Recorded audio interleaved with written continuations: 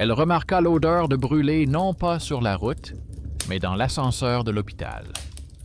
La cabine descendit doucement, fit une secousse et s'arrêta entre deux étages.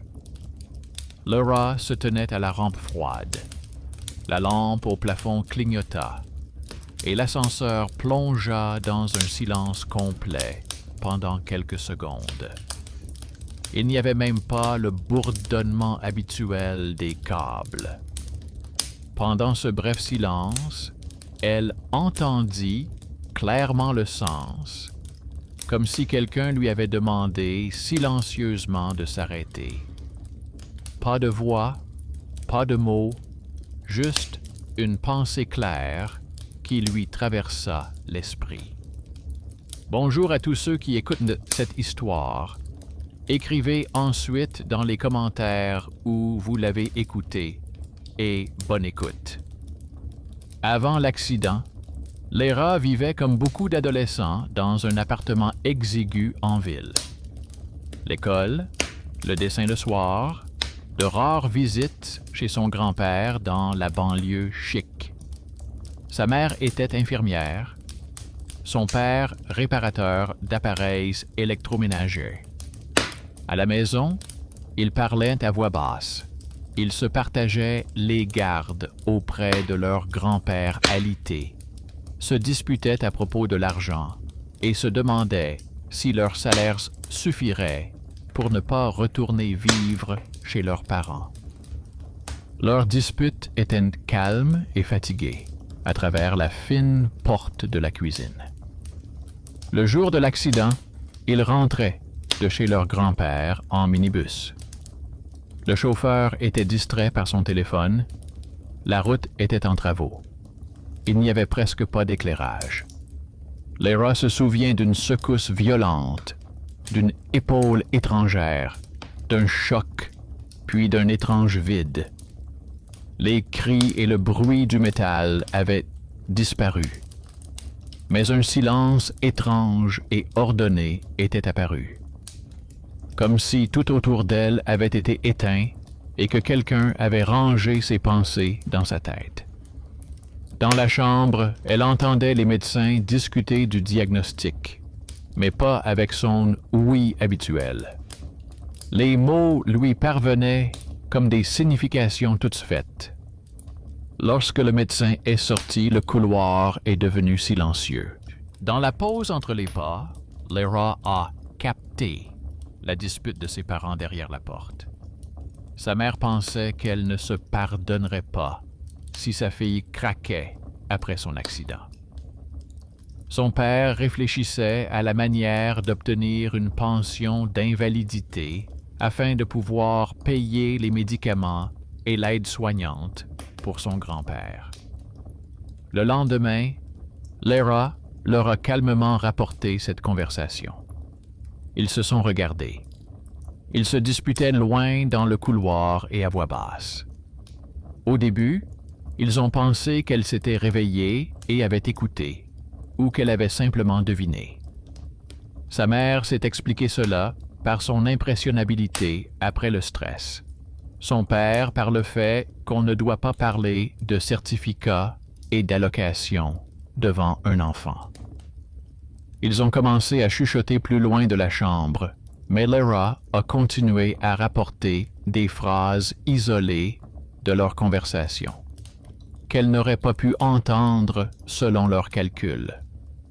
Pas des monologues entiers, mais des expressions précises, prononcées entre deux respirations. Après sa sortie de l'hôpital, son état s'est aggravé. Les bruits habituels, la télévision, la rue, la classe, sont devenus sourds comme à travers un filtre en coton. En revanche, le silence entre les bruits s'est animé. Dans les pauses entre les sonneries à l'école, entre les mots de ses camarades de classe, entre deux claquements de porte, des pensées étrangères venaient à Laura. Elle entendait quelqu'un dans la classe la trouver bizarre après l'accident. Le directeur pensait que sa famille avait obtenu un voyage grâce à un quota. La nuit, dans l'appartement, c'était particulièrement perceptible. Dans les intervalles entre les émissions dans la chambre de son grand-père, entre deux clics de l'interrupteur chez les voisins, le silence semblait parler plus fort que les sons. Au début, ses parents pensaient qu'elle avait peur des transports et de la rue. Puis, ils ont remarqué que Léra évitait tout simplement de parler. Elle répondait par des phrases courtes, restait longtemps assise dans le noir, demandait d'éteindre la télévision et la radio. Un jour, elle a calmement répété leur conversation nocturne dans la cuisine sur la question de savoir s'il fallait l'inscrire dans un groupe. Elle a répété les arguments de son père selon lesquels le papier serait utile et la crainte de sa mère que sa fille soit officiellement enregistrée comme handicapée. Ce soir-là, les portes étaient fermées. Il chuchotait pour ne pas réveiller ni son grand-père ni Léra. Ils sont alors allés voir un médecin. Leur motivation était simple: comprendre s'il fallait continuer à jouer à Tout passera tout seul ou rassembler des certificats médicaux. Le neurologue a écouté leurs plaintes concernant une ouïe étrange et des insomnies, les a envoyés passer des examens et leur a donné une ordonnance pour le centre régional. Pour lui, c'était une histoire de plus après un traumatisme.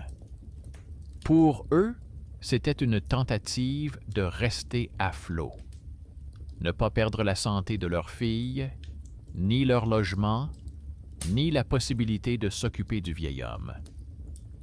Léra, quant à elle, avait remarqué l'essentiel.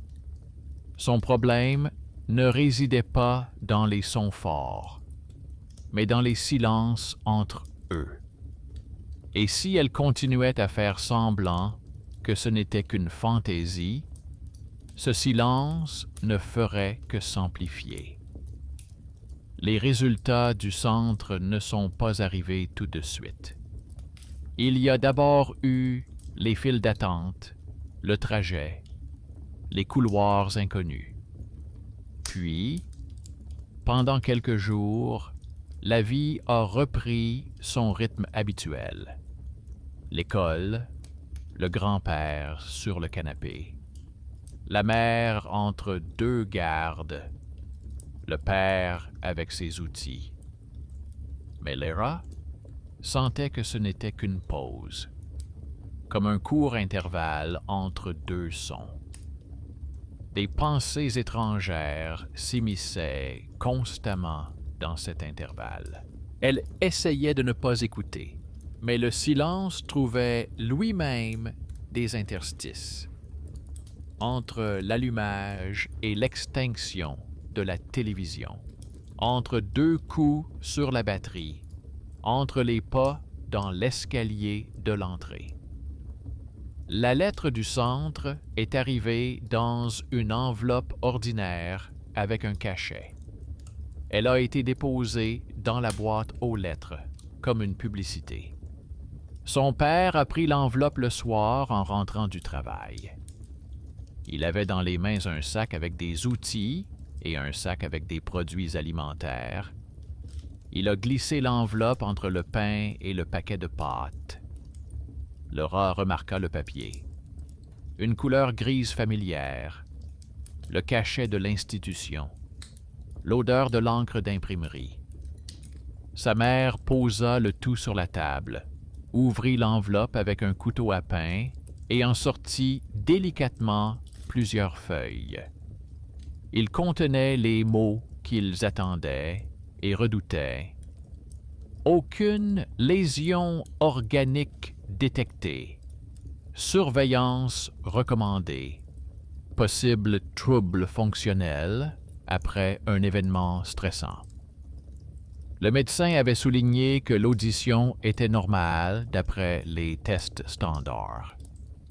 Mais un paragraphe sortait du lot. Il indiquait que l'électroencéphalogramme avait révélé un schéma de réaction inhabituel. Pendant les moments de silence entre les stimuli administrés et que une consultation supplémentaire avec un spécialiste était recommandée. Le nom de ce spécialiste était inconnu. À côté figurait le numéro du cabinet et la mention. Sur rendez-vous. Sa mère ne lui lut à haute voix que les parties rassurantes. Elle lui dit tout de suite qu'il n'y avait rien d'organique et poussa un soupir de soulagement. Elle n'a rien dit au sujet de la consultation supplémentaire. Lyra était assise en face. Elle ne suivait pas les mots, mais les pauses entre eux.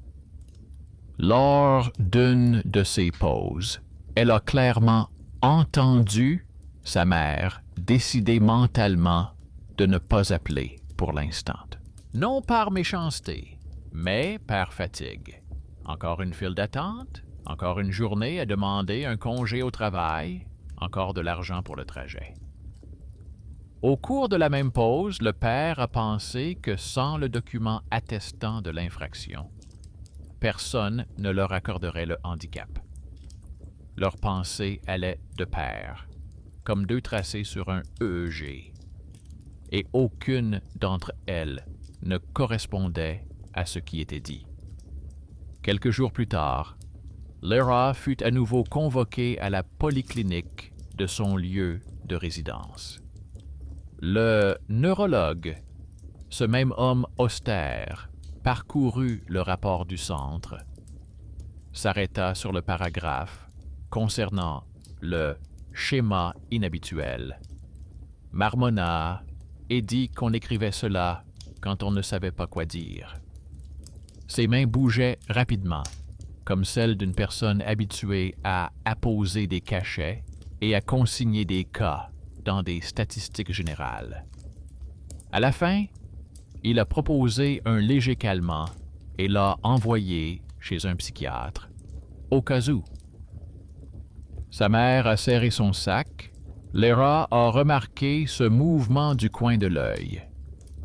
Dans le silence entre les deux phrases du médecin, elle a senti qu'il l'avait déjà mentalement classé dans la catégorie des adolescents anxieux.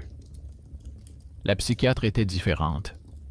Une femme de petite taille, à la voix douce, sans assurance ostentatoire. Elle posait des questions simples. Comment elle dormait, ce dont elle rêvait, ce qui lui faisait peur. Lyra répondait honnêtement qu'elle était anxieuse, qu'elle avait peur du noir non pas à cause des monstres, mais à cause du silence qui l'envahissait. Qu'elle savait parfois ce que les gens disaient derrière le mur, mais qu'elle ne le voulait pas. La psychiatre n'a pas immédiatement étiqueté Lyra.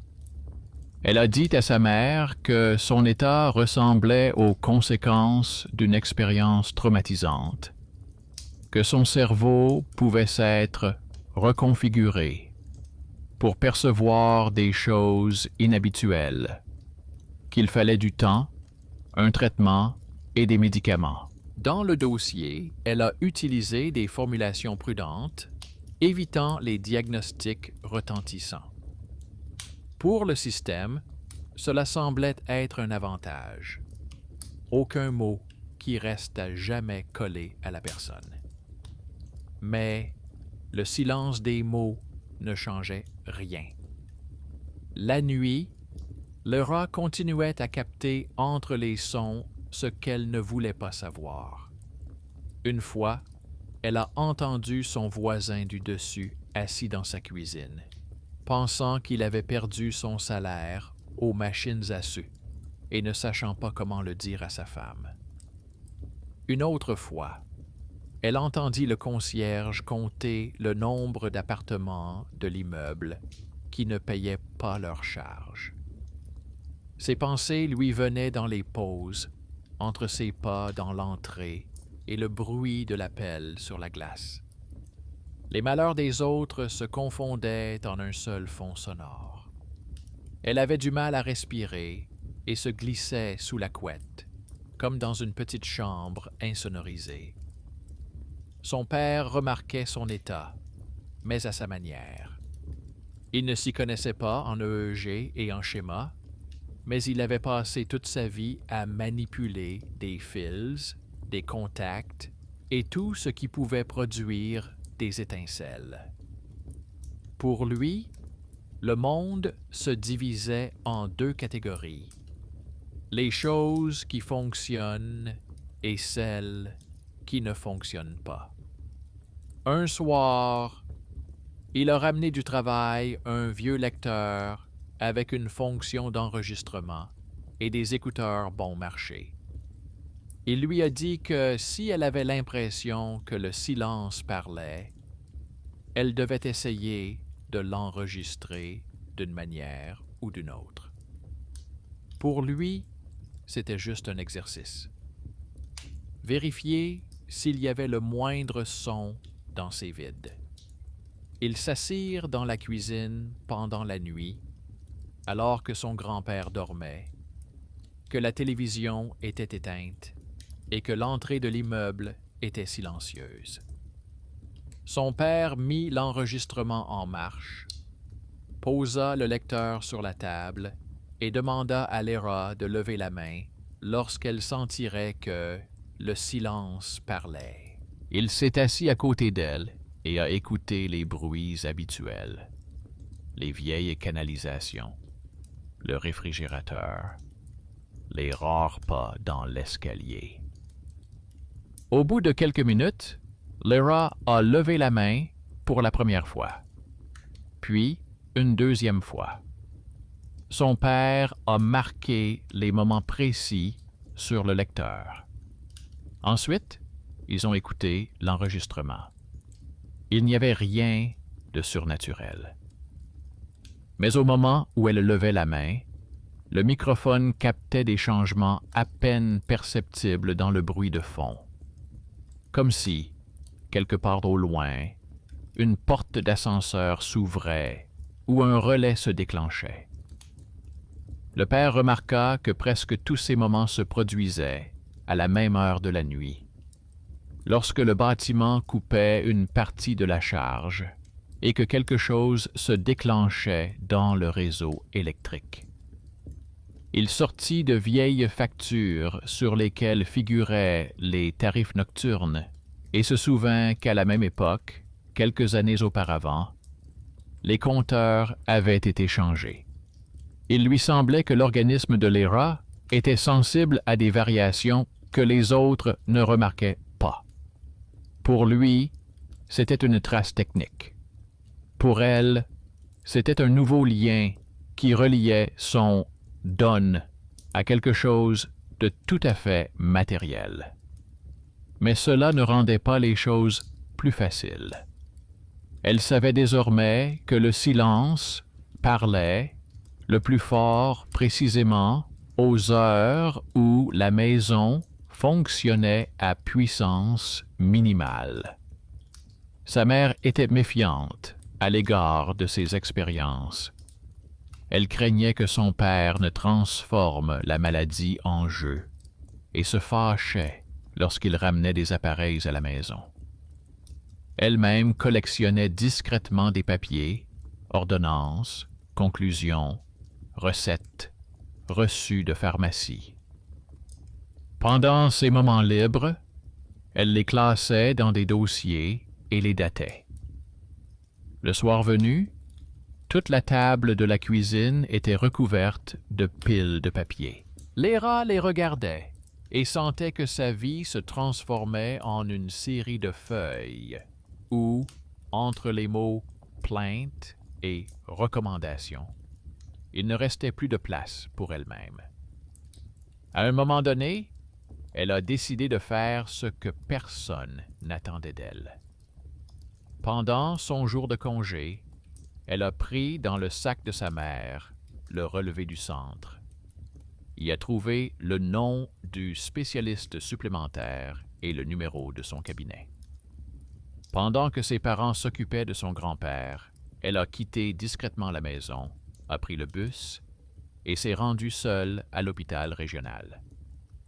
À l'accueil, elle a dit qu'elle était déjà venue auparavant et qu'elle devait remettre un document au médecin. L'infirmière de garde lui a indiqué l'étage où se trouvait le cabinet. Le couloir devant le cabinet était vide. Sur la porte du cabinet était accrochée une plaque avec un nom qui lui était désormais familier grâce au document. En dessous, une affiche indiquait que les consultations se faisaient sur rendez-vous. À côté, sur le bouton de sonnette, se trouvait un autocollant avec un logo effacé. Lara était sur le point de partir, mais à ce moment-là, un homme en blouse blanche est sorti du cabinet. Il semblait plus jeune qu'elle ne l'avait imaginé, sans cheveux gris, avec un visage ordinaire.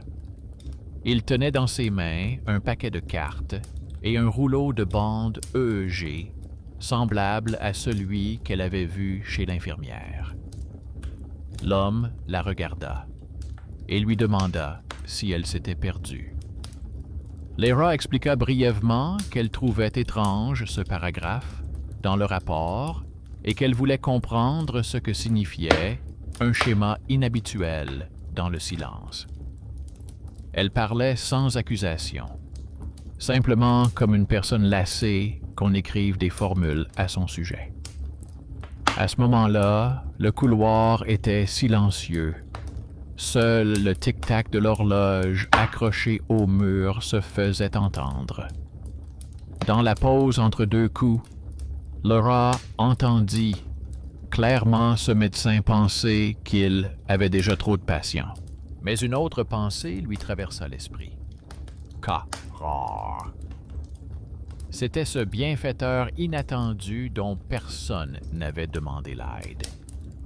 Ni un parent, ni une connaissance, ni une relation. Juste une personne qui avait suffisamment de curiosité et accès à l'équipement. Il ne l'a pas renvoyé dans le couloir, ne l'a pas renvoyé à l'accueil. Il a dit qu'il avait quelques minutes entre deux rendez-vous.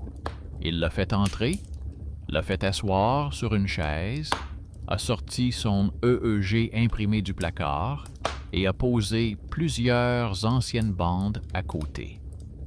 Il lui a expliqué en termes simples que chez la plupart des gens, le cerveau se repose dans le silence, mais que chez elle, certaines ondes sont au contraire légèrement plus actives que lorsqu'il y a du bruit. Ce n'est ni un don, ni une malédiction, mais une particularité qui peut empêcher de dormir et de vivre tranquillement. Il lui a montré la partie où, selon lui, c'était particulièrement beau. Là, les pics et les lignes droites formaient effectivement une figure étrange qui, à première vue, ressemblait à un mot. Lara a presque physiquement senti tout son être se retourner lorsqu'elle a reconnu dans cette figure la sensation même qui lui était venue dans l'ascenseur. Le médecin remarqua sa réaction, mais n'en fit pas toute une histoire. Il dit seulement que les appareils produisaient parfois des artefacts répétitifs et qu'il était possible que l'appareil ait réagi à un état intérieur particulier chez elle. À la fin, il a proposé quelque chose que personne parmi ses supérieurs ne lui avait demandé. Un autre examen, mais de nuit. Il a dit qu'il était parfois utile d'observer le fonctionnement du cerveau, non seulement pendant la journée, dans une file d'attente, mais aussi lorsque la personne est à la limite du sommeil. Officiellement, Cela nécessitait une ordonnance, mais il a proposé de le faire passer pour une clarification supplémentaire, sans paperasse inutile. Il était simplement curieux. Elle avait peur, mais elle a acquiescé. C'était son choix conscient, un pas vers ce qui l'effrayait.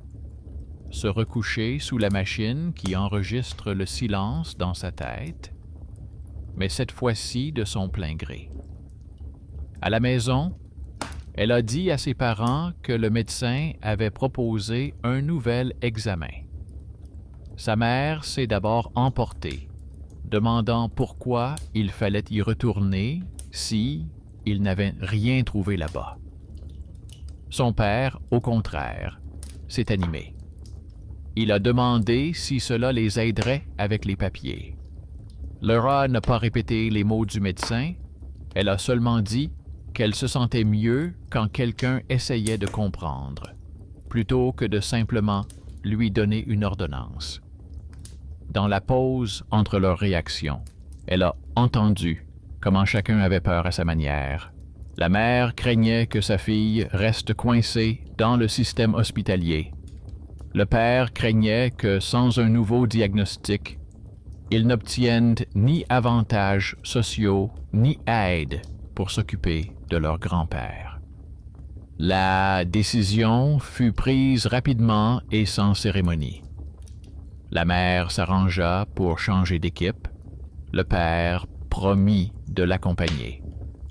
L'enregistrement nocturne devait commencer à l'heure où, d'habitude, le silence s'installait dans leur maison. Silence dont les rats ne pouvaient se cacher. Cette fois-ci, elle décida de ne pas se réfugier sous la couette, mais d'observer ce qui lui arrivait à ce moment où le monde autour d'elle s'apaisait, au point qu'on n'entendait plus les sons, mais ce que les gens cachaient entre eux. Le trajet nocturne vers le centre-ville commença de manière banale. Ils sortirent de l'immeuble un peu plus tard que d'habitude.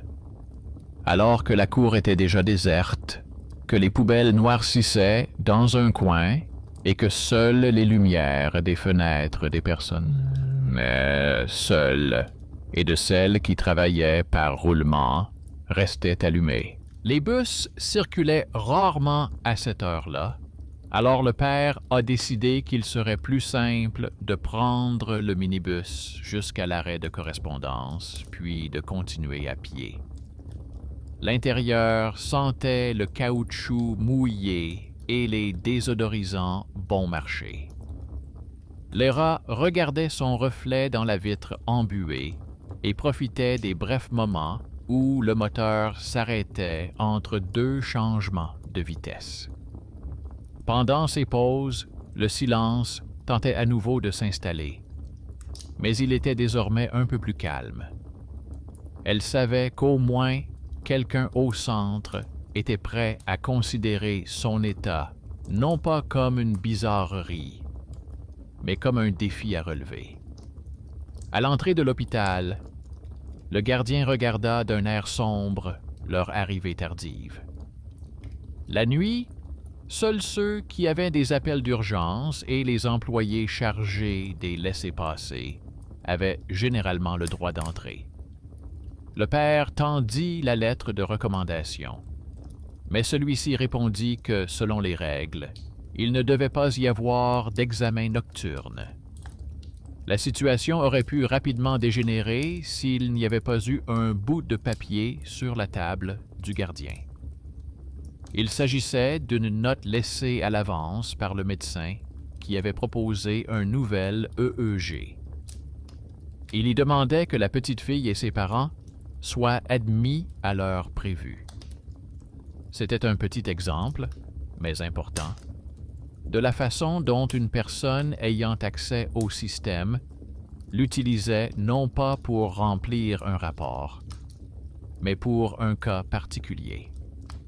Le gardien poussa un soupir mécontent, les inscrivit dans le registre et leur fit signe de se diriger vers l'ascenseur. Les couloirs avaient un aspect différent la nuit et le jour. Toutes les lampes ne fonctionnaient pas, et de rares agents de nuit parcouraient les longues bandes de lumière.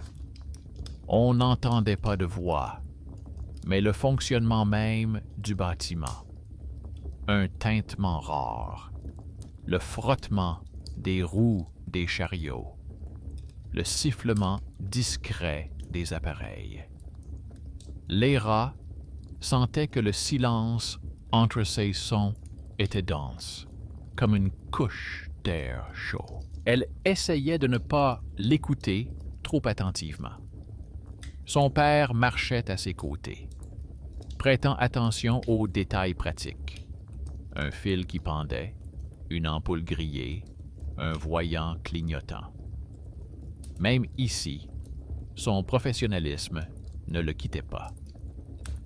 Dans le cabinet de diagnostic fonctionnel, c'était la même infirmière qui était de garde, celle qui avait posé les électrodes pendant la journée. Elle portait autour du cou un badge avec un nom qui correspondait au nom de jeune fille de sa mère. La nuit, cette coïncidence ne semblait plus être une simple statistique. En voyant le badge, la mère a demandé son nom et son prénom. Il s'est avéré que l'infirmière était une parente éloignée, la fille d'une cousine avec laquelle la famille avait perdu contact depuis longtemps. Auparavant, on n'y pensait guère. Une branche de la famille était partie en ville. L'autre était restée au village. Et des années et des rancœurs les séparaient. Aujourd'hui, ce lien ancien refaisait surface de la manière la plus inattendue. Cette parente se trouvait précisément là, où elle pouvait remarquer l'anomalie dans l'EEG et ne pas la mettre sur le compte des NERFs. L'infirmière a avoué qu'elle avait déjà remarqué un tracé inhabituel dans l'une des bandes lors de l'enregistrement quotidien et qu'elle avait donc apporté l'impression non pas à la pile commune, mais directement au médecin qu'elle considérait comme le plus attentif. Dans sa famille, on la taquinait souvent en lui disant qu'elle regardait trop les graphiques, mais ici, son obsession est devenue un filtre essentiel. Son rôle dans le système était officiellement considéré comme secondaire. Mais c'est grâce à son sens de l'observation que l'anomalie a été prise au sérieux et n'a pas été noyée dans les statistiques. Léra fut installée dans un fauteuil et on lui remit le bonnet en filet muni d'électrodes. Son père demanda à rester dans un coin pour aider si quelque chose tournait mal.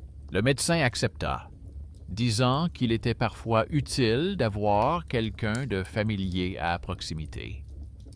Il brancha l'appareil et vérifia les contacts.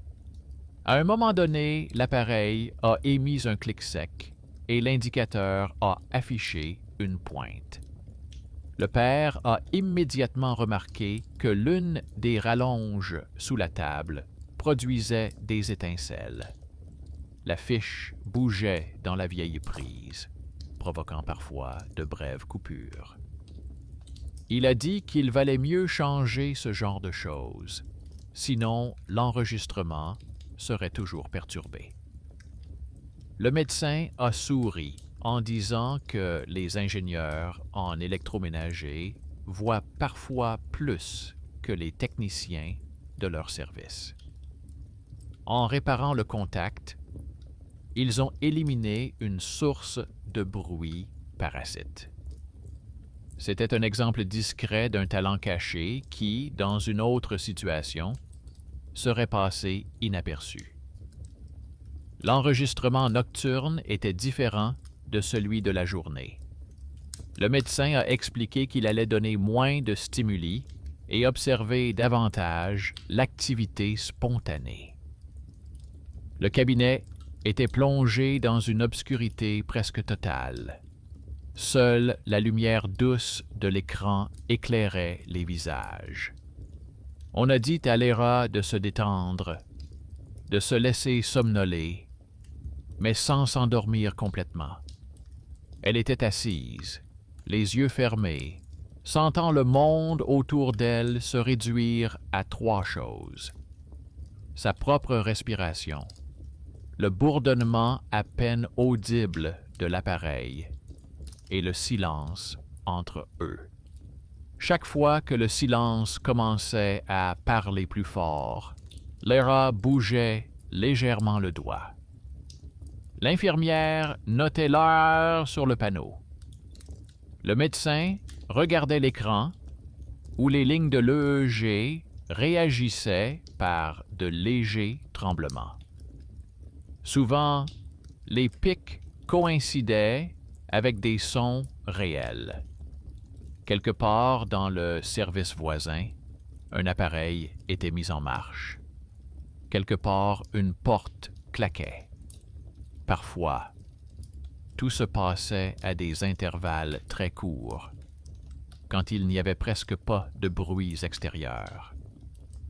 À ce moment-là, Lyra avait l'impression que l'angoisse de quelqu'un d'autre s'insinuait dans ces intervalles, si accrochants. C'était une nuit de travail, et l'hôpital vivait à son rythme caché.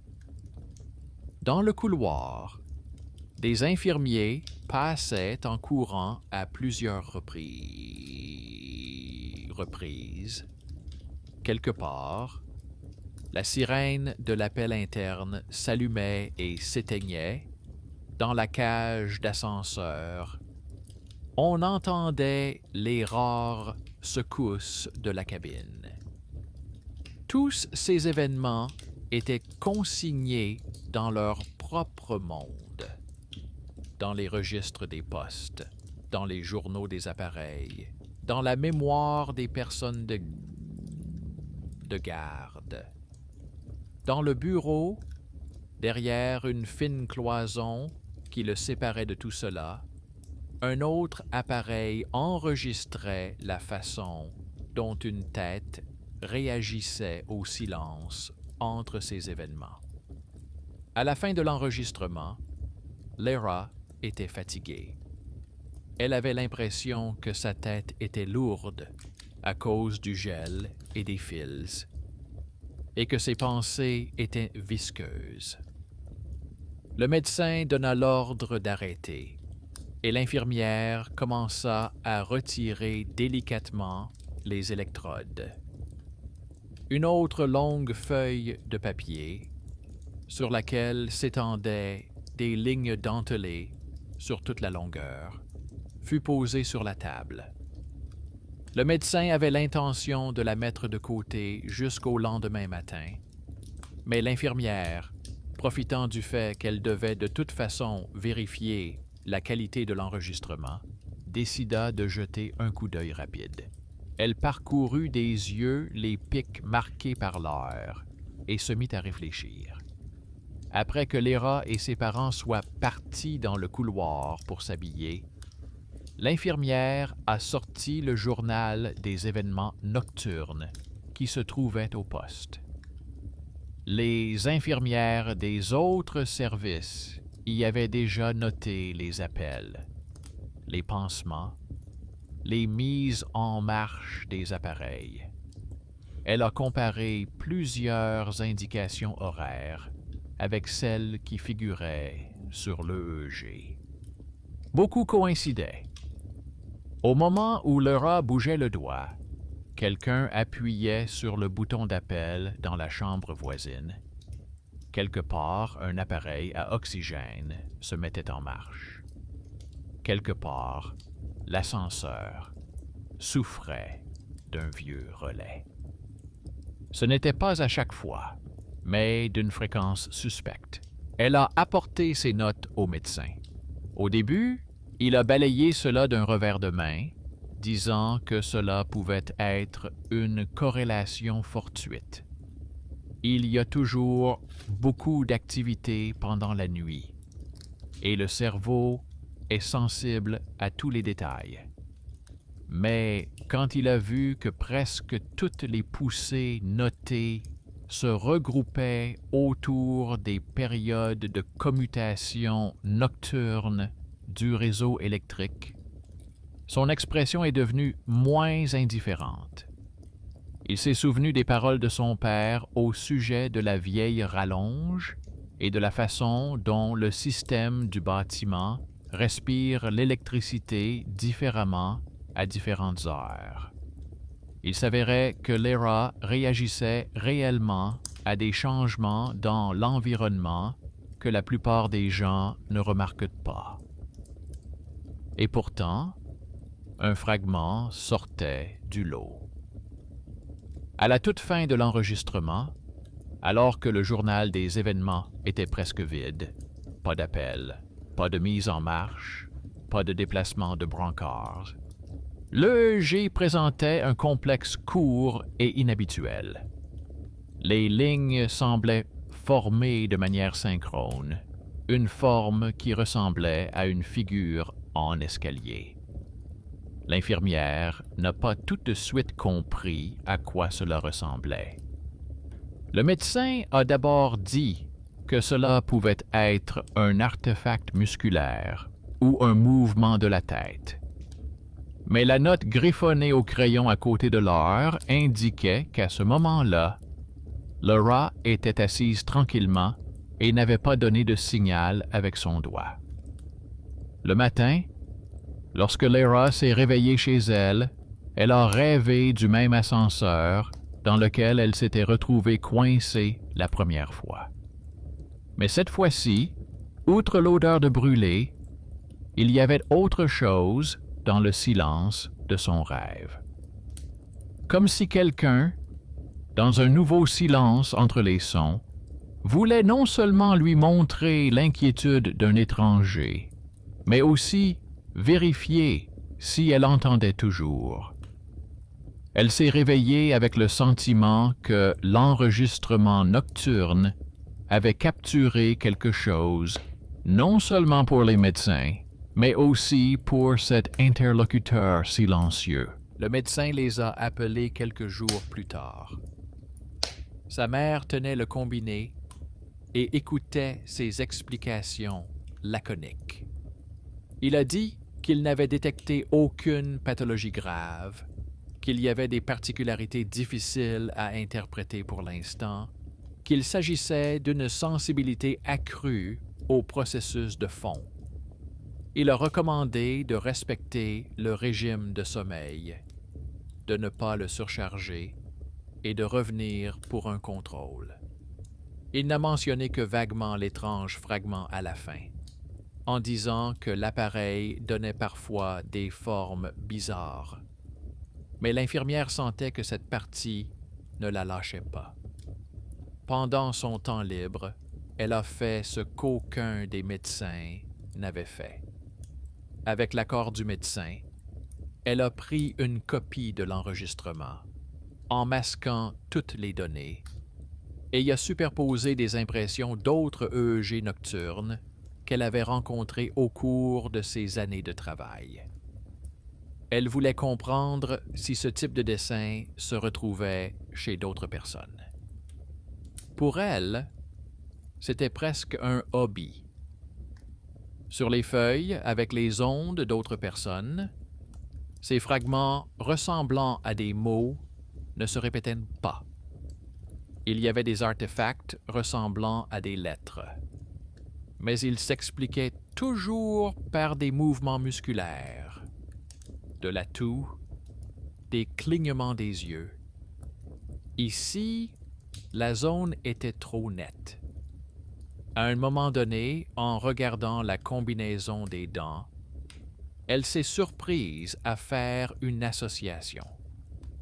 Il lui semblait que cette figure ressemblait à un mot court, comme écrit dans une police très étrange. Plus tard, quand on lui a montré une image abstraite sans légende et sans contexte, Laura a également pensé à un mot. La même signification lui vint à l'esprit. Une question qui lui était adressée. Cela lui donna un sentiment désagréable, et elle eut froid, même si la pièce était chauffée. Une telle coïncidence aurait facilement pu devenir une légende, celle d'une petite fille dont l'EEG avait écrit un mot. Mais tous ceux qui avaient tenu ces feuilles entre leurs mains vivaient dans le monde réel, avec leurs supérieurs, leurs rapports et la crainte de sombrer dans le sensationnalisme. Le médecin comprenait que toute fuite transformerait une personne vivante en cas pour les médias.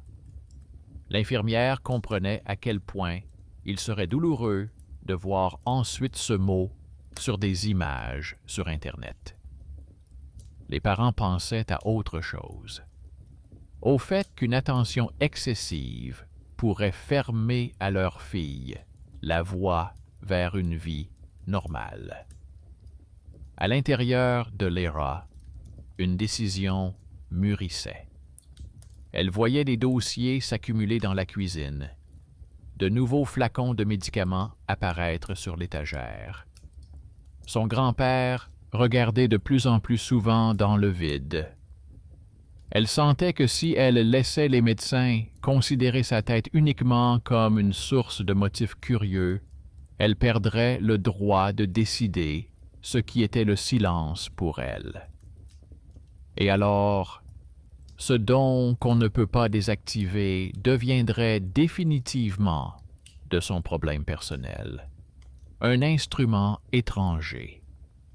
Cette pensée l'effrayait plus que n'importe quelle interruption nocturne entre les sons. Les lettres de l'hôpital et les papiers tamponnés ont vécu quelque temps de leur propre vie. Ils étaient rangés dans un dossier, transférés sur une étagère, ressortis quand il fallait aller chercher une ordonnance. Les jours s'écoulaient dans le train-train habituel. Le matin, la mère partait travailler, le père avec son sac à outils, Lyra à l'école. Le soir, tout le monde revenait dans la même cuisine exiguë, auprès du grand-père, assis sur le canapé, et de la télévision, qui fonctionnait à nouveau en arrière-plan. De l'extérieur, tout semblait être revenu à la normale. Mais à l'intérieur, ce n'était pas le cas. Le silence n'avait pas disparu. Il se manifestait dans les mêmes petits détails. Dans le court instant, entre le moment où la bouilloire siffle et celui où elle commence à bouillir, dans la pause entre deux coups du thermomètre sur le bord du verre, dans l'intervalle où le père monte les escaliers et où ses pas disparaissent pendant une seconde entre les étages. Lyra a appris à remarquer ces silences à l'avance et à se retirer mentalement. À l'école, elle s'est mise à s'asseoir plus loin de la fenêtre, afin que le bruit de la rue couvre les pauses. À la maison, elle allumait parfois la radio précisément pour couvrir les intervalles. Mais son corps percevait quand même les moments où le monde s'éteignait pendant une fraction de seconde et où quelque chose parvenait à s'y glisser. Parfois, c'étaient des choses insignifiantes. La pensée d'un passant qui avait peur d'être en retard. L'inquiétude d'une voisine qui se demandait si son salaire suffirait à payer ses médicaments. D'autres jours, c'était plus difficile. Une nuit, alors que son grand-père dormait et que ses parents chuchotaient dans la cuisine, Lyra sentit que le silence entre deux phrases de sa mère devenait visqueux, comme un sirop épais. Dans cet intervalle, une panique étrangère s'empara d'elle. pas la sienne, ni celle de ses parents. La peur sourde d'une personne qui était assise quelque part ailleurs et qui ne pensait qu'à ne pas se réveiller seule dans le noir.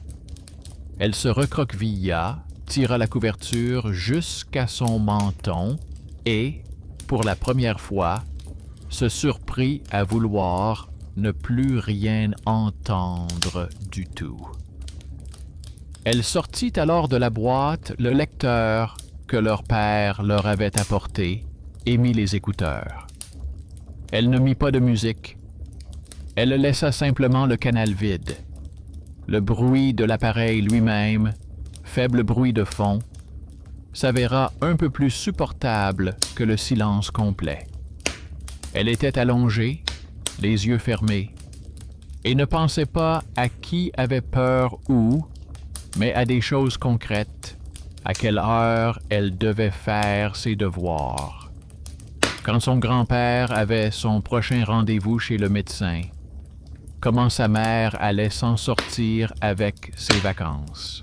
Le silence s'infiltrait quand même, mais il ne lui transperçait plus le crâne comme une fine aiguille. Le mois s'écoula presque sans incident. Ses parents continuaient de se disputer au sujet des certificats médicaux. Son père était favorable à la création d'un groupe. Il argumentait en disant que des avantages supplémentaires ne feraient pas de mal, que la situation avec son grand-père était déjà difficile. Sa mère s'accrochait obstinément à l'espoir d'une vie normale, où, sur le papier, tout allait bien pour sa fille. Dans les pauses entre leurs paroles, Lyra entendait autre chose. La fatigue, la peur d'être coupable, la peur d'être impuissant. Parfois, elle avait l'impression que leur don était une punition au moins aussi grande que la sienne. Simplement, eux n'entendaient pas le silence, mais s'entendaient les uns les autres. Un soir, son père s'est attardé à son travail. Sa mère était de service. Son grand-père était allongé dans sa chambre. La télévision ronronnait doucement. L'appartement était un peu plus sombre que d'habitude à cause d'une ampoule grillée dans le couloir. Lyra était assise à la table de la cuisine, en train de faire ses devoirs. La bouilloire sur la cuisinière venait de s'éteindre en émettant un clic. Elle a coupé le gaz. Dans la pièce régnait le bruissement habituel de leur maison. Le réfrigérateur, la rue derrière la fenêtre, le son rauque du haut-parleur de la télévision. Et là, pendant un bref instant, tout s'est effondré. Le bruit a été recouvert comme par un couvercle. Lyra a d'abord pensé qu'elle avait les oreilles bouchées. Puis elle a senti une odeur, faible, mais familière. Pas comme dans l'ascenseur de l'hôpital, où les câbles électriques fondaient, mais plus familier. L'odeur sucrée de la poussière brûlée sur du métal chaud. La source ne se trouvait pas dans la cuisine. Elle venait du couloir, de la zone du tableau électrique, où les compteurs avaient été changés il y a longtemps.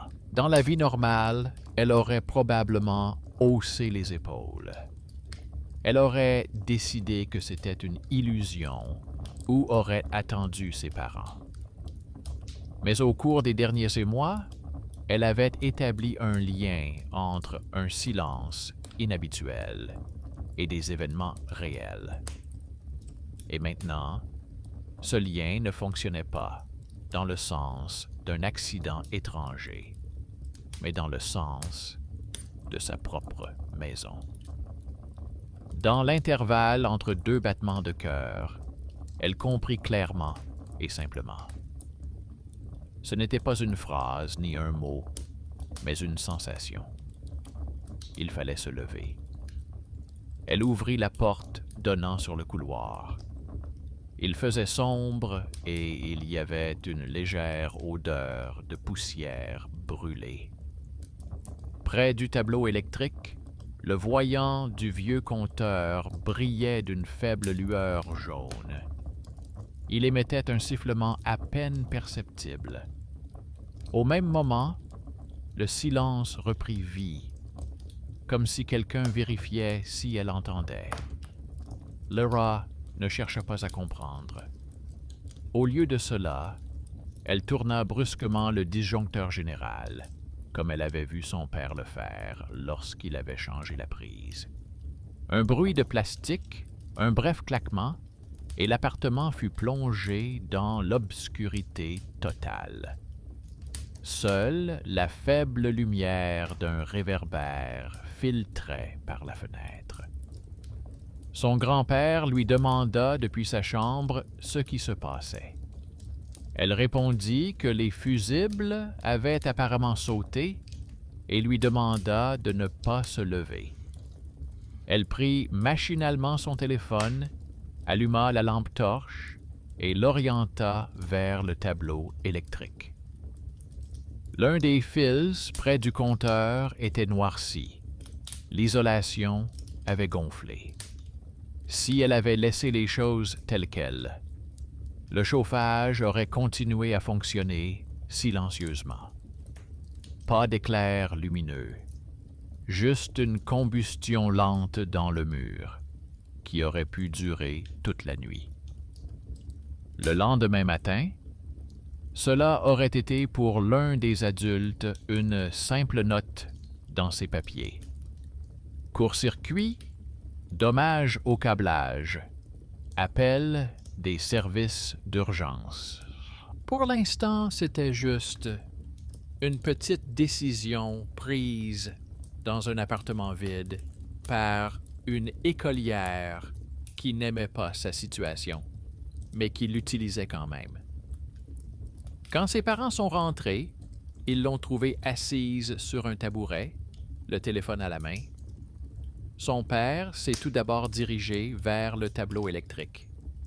Il a inspiré, grimacé et dit que ça sentait mauvais.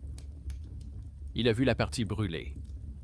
Il a dit que c'était une bonne chose que Lyra ait tout mis hors tension immédiatement, plutôt que de chercher la prise spécifique. Il n'y avait pas de panique dans sa voix, seulement cette évaluation professionnelle avec laquelle il parlait habituellement des machines à laver et des bouilloires des autres. C'était son domaine.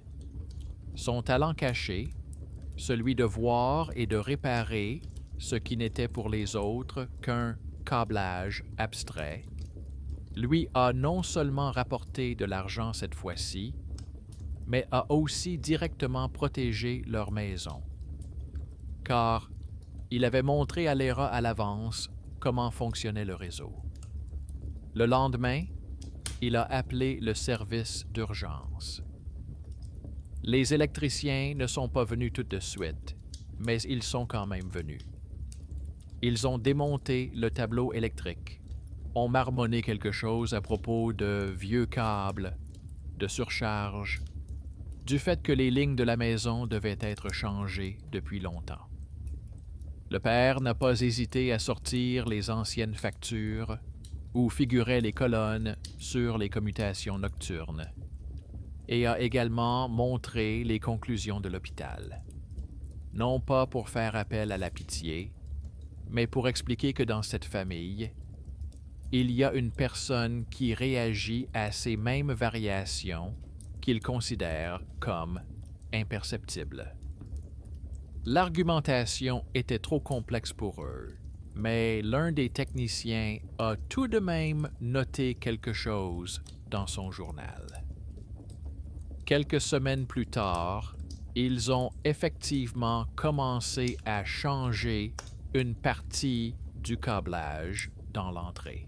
Cela semblait être un hasard, mais dans la chaîne des décisions, il y avait aussi le fait qu'une petite file avait actionné le disjoncteur à temps. L'histoire de l'enregistrement nocturne au centre a progressivement donné lieu à des rumeurs. L'un des employés a mentionné une fille dont le cerveau réagit au silence. Un autre a raconté l'interprétation d'un étrange dessin sur le EEG. Au niveau des conversations de couloir, tout s'est rapidement transformé en légende. Dans une version, l'appareil a écrit un mot. Dans une autre, le médecin lui-même aurait pris peur et n'aurait rien dit aux parents. Dans une troisième, Laura aurait presque intercepté les pensées. Ces récits ont vécu leur propre vie, comme vivent tous les mythes dans les couloirs des hôpitaux. La réalité était plus discrète. Dans la conclusion, le médecin a soigneusement formulé qu'il y avait une sensibilité accrue aux stimuli de fond et qu'il était recommandé de prévenir les états anxieux et de limiter l'exposition à des charges informationnelles. Pas de diagnostic retentissant, pas de sensationnel. L'infirmière, cette même parente, continuait à regarder les graphiques plus attentivement que les autres, mais ne montrait à personne cet étrange fragment. Elle savait à quel point le papier pouvait facilement devenir un sujet de curiosité pour les autres. Pour elle, la justice consistait à laisser l'homme rester un homme et non un cas intéressant. Les parents ont également pris leurs décisions à leur manière. La mère n'a pas fait de demande d'invalidité, mais elle a cessé de prétendre que le problème était uniquement nerveux. Elle a réduit les gardes de nuit, même si cela lui coûtait de l'argent. Elle a installé des rideaux épais dans la chambre de Lara afin d'empêcher les stimuli extérieurs de pénétrer dans la pièce. Elle a commencé à parler plus souvent de choses simples, sans ménager ses mots par crainte de blesser. Le père a continué à expérimenter avec la technologie. Il a installé un petit ventilateur dans la chambre qui produisait un bruit régulier, aidant à atténuer les baisses de tension. Il lui a offert des écouteurs normaux, sur lesquels il a enregistré plusieurs heures de bruit blanc doux à la place de musique. De ses propres mains, il a transformé un don chaotique en quelque chose qui pouvait au moins être partiellement contrôlé. Lara a appris à vivre avec cela. Elle n'est pas devenue super auditive pour détecter les crimes et sauver les passants. Son véritable exploit était plus modeste et plus honnête. Elle a appris à reconnaître qu'elle entendait plus qu'elle ne le souhaitait et que cela lui faisait peur. Elle a appris à dire à ses parents quand elle souffrait, au lieu de supporter en silence. Elle a appris à distinguer le danger réel des simples inquiétudes humaines. Si le silence de la nuit lui apportait la peur d'autrui, elle se demandait si elle pouvait faire quelque chose immédiatement. Si ce n'était pas le cas, elle essayait de lâcher prise. Si c'était le cas, elle se levait de son tabouret et allait actionner l'interrupteur, réveiller son grand-père, appeler ses parents. Cet étrange dessin sur l'EEG nocturne est resté dans le dossier du médecin. Formellement, il s'agissait simplement d'un complexe d'ondes atypique.